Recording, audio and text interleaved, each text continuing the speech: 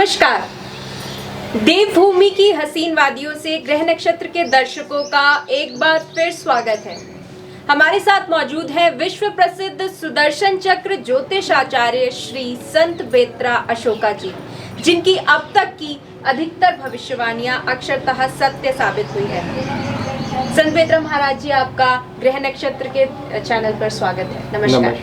नमस्कार संत बेत्रा महाराज जी, आपकी मार्च 2021 पुनः इलेक्शन एवं जनवरी 2021 से नवंबर 2021 में सीएम की कुर्सी पर खतरे की भविष्यवाणी अब सत्य होती दिखाई दे रही है। महाअघाड़ी सरकार की वर्तमान स्थिति को मद्देनजर रखते हुए देश की आवाम के हृदय में ज्वलंत प्रश्न उठ रहे हैं कि क्या एनसीपी अघाड़ी गठबंधन को धत्ता बताकर पार्टी की छवि के डैमेज कंट्रोल हेतु बीजेपी के खेमे में चली जाएगी। नमस्कार।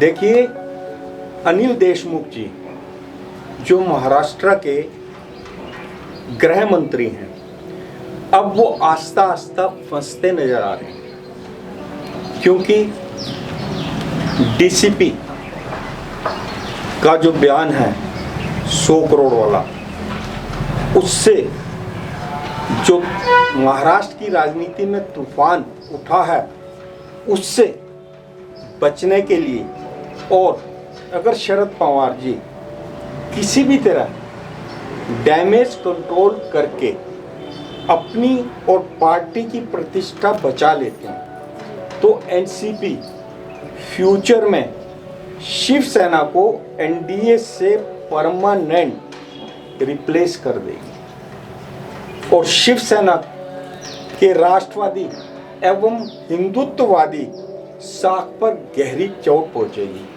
अब इस टाइम जो पोजीशन है शिवसेना और एनसीपी, इन दोनों में से जो पहले प्रोएक्टिव डिसीजन लेगा वो फायदे में रहेगा, और जो लेट डिसीजन लेगा उसको नुकसान होगा। शिवसेना के हाथ में क्या है? शिवसेना अपनी सहयोगी पार्टी एनसीपी के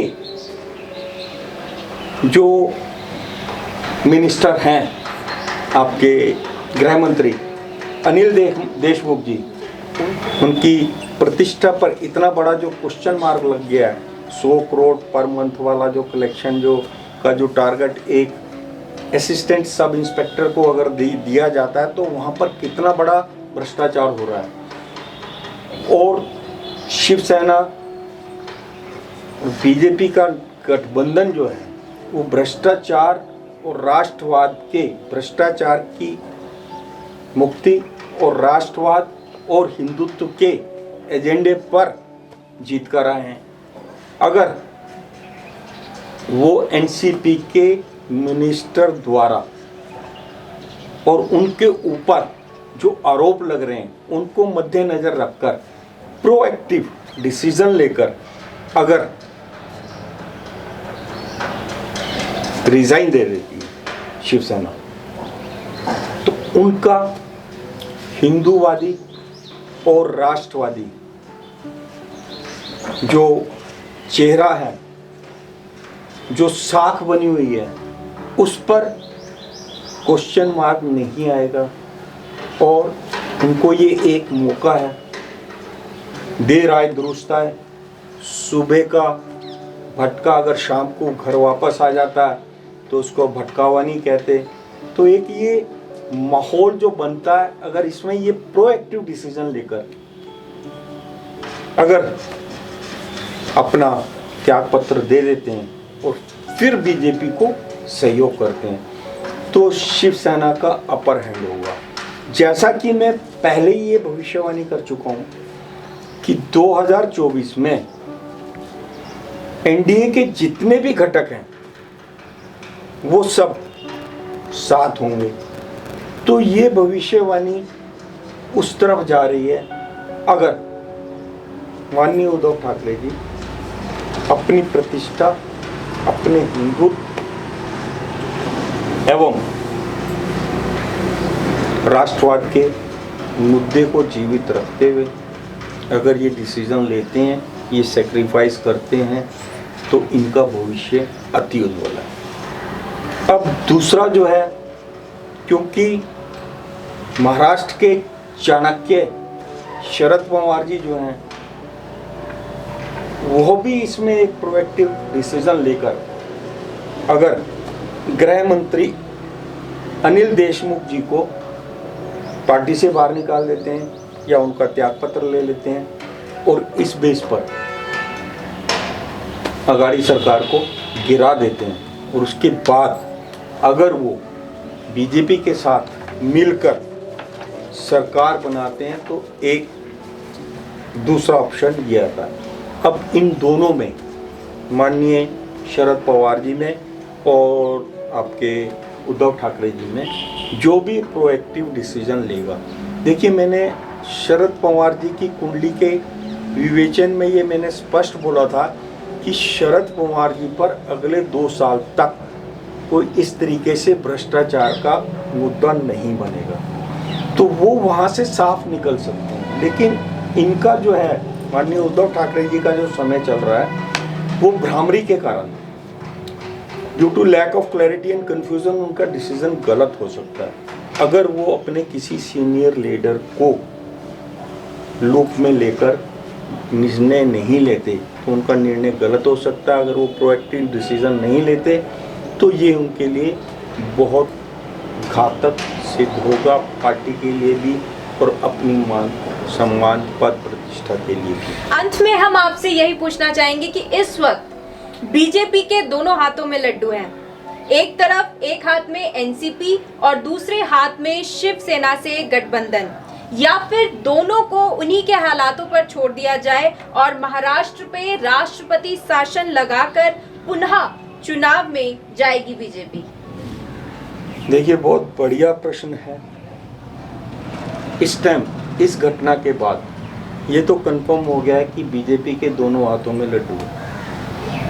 इधर अगर शिवसेना प्रोएक्टिव डिसीजन लेके शिवसेना के जो आपके अध्यक्ष हैं, शिवसेना के जो अध्यक्ष माननीय उद्धव ठाकरे जी जो सीएम हैं, अगर वो अपने पद से इस्तीफा दे देते हैं और अघाड़ी सरकार को छोड़कर बीजेपी के साथ हाथ मिला लेते हैं, इस वक्त अगर आप देखते हैं तो बीजेपी की 102 सीटें हैं और आपकी शिवसेना की 63 सीट्स हैं।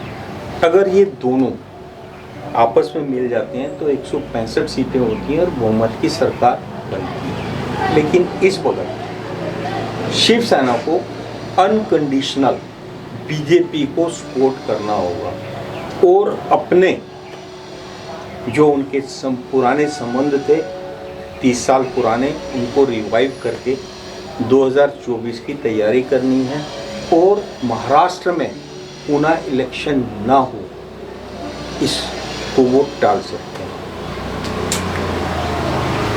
दूसरे हाथ में जो एनसीपी, दूसरे हाथ का लड्डू है एनसीपी, तो अगर एनसीपी के जो अध्यक्ष हैं माननीय शरद पवार जी, वो प्रोएक्टिव डिसीजन लेके महाराष्ट्र के गृह मंत्री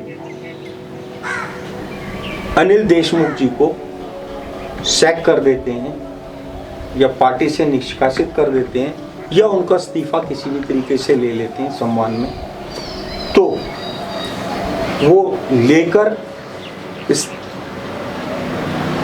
गृह मंत्री का इस्तीफा लेकर अघाड़ी सरकार से बाहर आके बीजेपी के साथ अगर वो गठबंधन करते हैं तो उनके पास 54 सीटें हैं, 54, 102 और प्लस 54, 156 होती हैं, तो फिर बहुमत की सरकार बनती है। तो ये दो ऑप्शन तो दोनों हाथ के लड्डू हो गए। लेकिन तीसरा ऑप्शन जो है बीजेपी के पास ये है, अगर बीजेपी तीसरे ऑप्शन को ऑप्ट करती है तो उसमें एनसीपी और शिवसेना को उनके हालात पर छोड़ दिया जाए, क्योंकि अगर एनसीपी और शिवसेना को उनके हालात पर छोड़कर राष्ट्रपति शासन लगाकर वहां पर अगर पुनः इलेक्शन होते हैं तो उसमें जो है बीजेपी को बहुत भारी बहुमत प्राप्त हुआ, क्योंकि एनसीपी और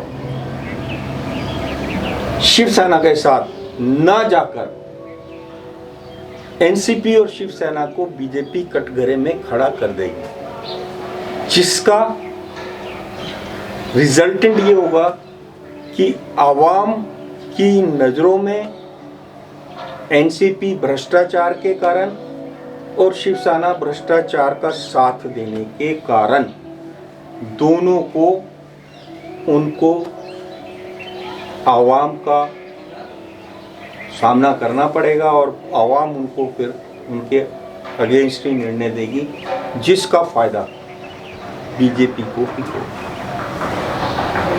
तो मतलब बीजेपी का आना तो निश्चित है।